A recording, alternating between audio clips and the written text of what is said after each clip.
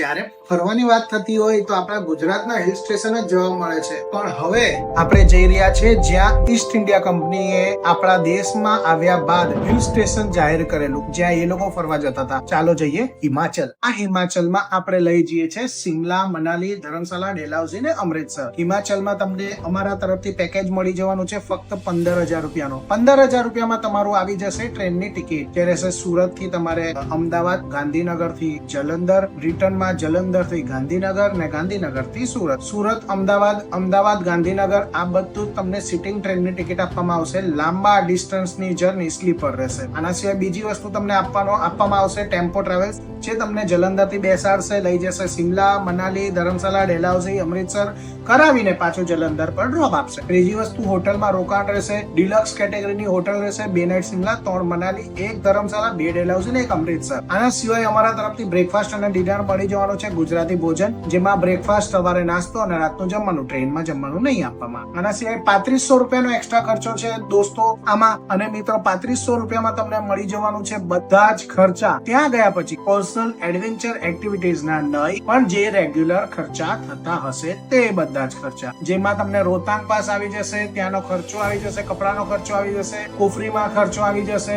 બધી નાની નાની ગાડીઓનો ખર્ચો, ને બધું જ વસ્તુ ઇન્ક્લુડ છે.